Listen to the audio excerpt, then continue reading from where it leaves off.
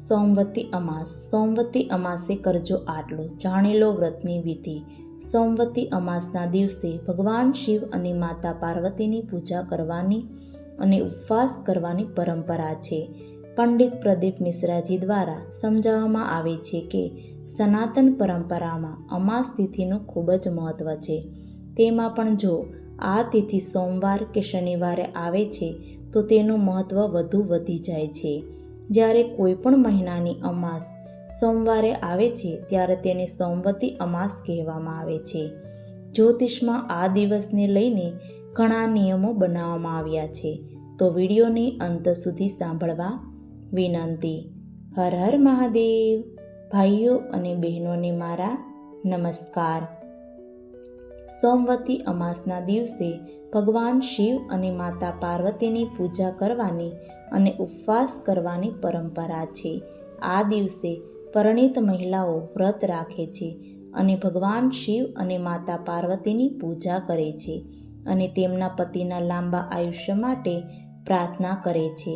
તે સિવાય પૌરાણિક માન્યતાઓ અનુસાર પૂર્વજોને પ્રસન્ન કરવા અને તેમના આશીર્વાદ મેળવવા માટે અમાસની તિથિએ સ્નાન કરવું અને દાન કાર્ય કરવું જોઈએ.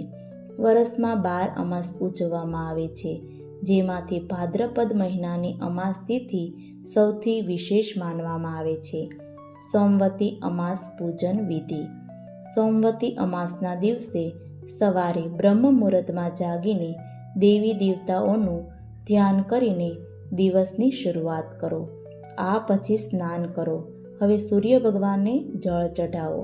આ પછી ભગવાન શિવ અને માતા પાર્વતીની પૂજા કરો.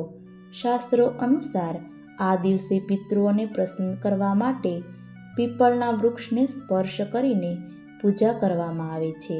આ ઉપરાંત ડાંગર, સોપારીના પાન અને હળદરને ભેળવીને તુલસીના ઝાડને વિધિ પ્રમાણે અર્પણ કરવાની પરંપરા છે. સોમવતી અમાસ પર કરો આ ઉપાય. સોમવતી અમાસના દિવસે ભગવાન શંકર અને માતા પાર્વતીની પૂજા કરવાની પરંપરા છે.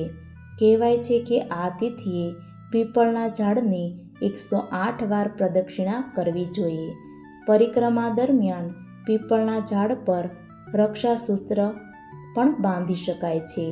એવું માનવામાં આવે છે કે આનાથી અખંડ સૌભાગ્ય પ્રાપ્ત થાય છે તેમજ વિવાહિત જીવન સુખી રહે છે. સોમવતી અમાસે શું કરવું અને શું ન કરવું? તમારા પૂર્વજોને ભોજન, પાણી અને અન્ય વસ્તુઓ અર્પણ કરો. માંસાહારી ખોરાક કે આલ્કોહોલનું સેવન ન કરો. શાસ્ત્રો વાંચો. આ દિવસે ચણા, દાળ, સરસવ અને મૂળા જેવી વસ્તુઓ ખાવાની મનાઈ છે. પૂજા પર મહત્તમ ભાર આપો. ભગવાન વિષ્ણુની પૂજા કરો. અમાસના દિવસે ગુસ્સો ન કરો. સોમવતી અમાસનું મહત્વ. તમામ અમાસમાં સોમવતી અમાસનું વધુ મહત્વની માનવામાં આવે છે. સોમવતી અમાસના દિવસે સ્નાન અને દાનની સાથે પિતૃપૂજન પણ કરવામાં આવે છે. તેથી આ દિવસે પિતૃઓના આશીર્વાદ પ્રાપ્ત થાય છે અને પિતૃદોષમાંથી મુક્તિ મળે છે. જ્યોતિષશાસ્ત્ર અનુસાર સોમવતી અમાસનો દિવસ ગ્રહદોષ, પિતૃદોષ, નાગદોષ અને કાલસર્પદોષ વગેરેથી મુક્તિ મેળવવાનો શ્રેષ્ઠ દિવસ છે. ચાલો જાણીએ સોમવતી અમાસ પર કાલસર્પદોષથી કેવી રીતે છુટકારો મેળવવો. કાલસર્પદોષથી છુટકારો મેળવવા માટે કરો આ ઉપાય. ગ્રહદોષમાંથી મળશે રાહત. ધાર્મિક માન્યતાઓ અનુસાર અમાસના દિવસે પવિત્ર નદીમાં સ્નાન કરો અને ભગવાન શિવની પૂજા કરો.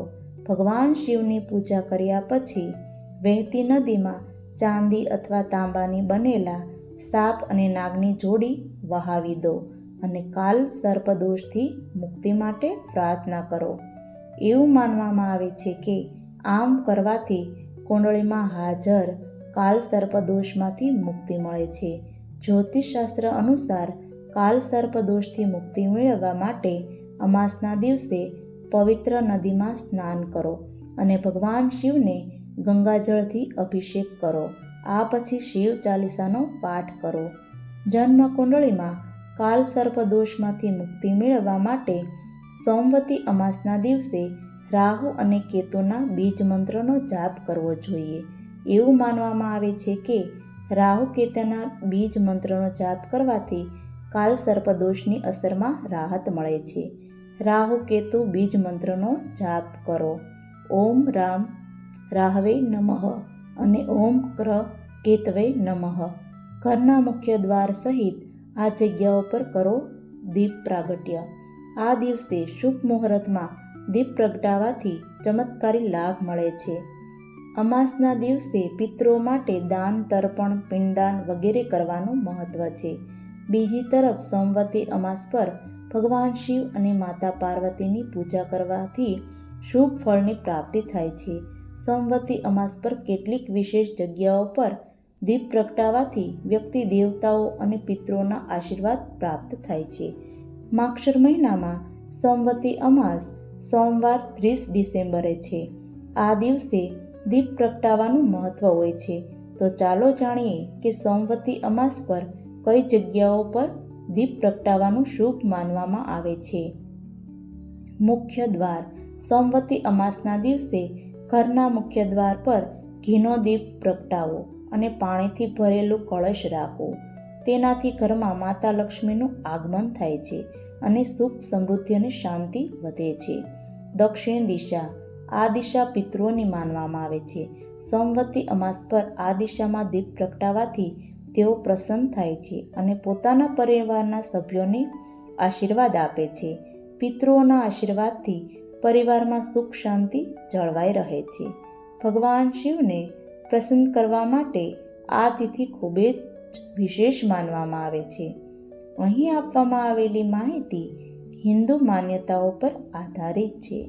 જો તમને મારી આ જાણકારી સારી લાગી હોય તો વિડીયોને લાઈક કરી તમારા મિત્રોને શેર કરજો અને હા, મારી ચેનલને સબસ્ક્રાઈબ કરવાનું ના ભૂલતા.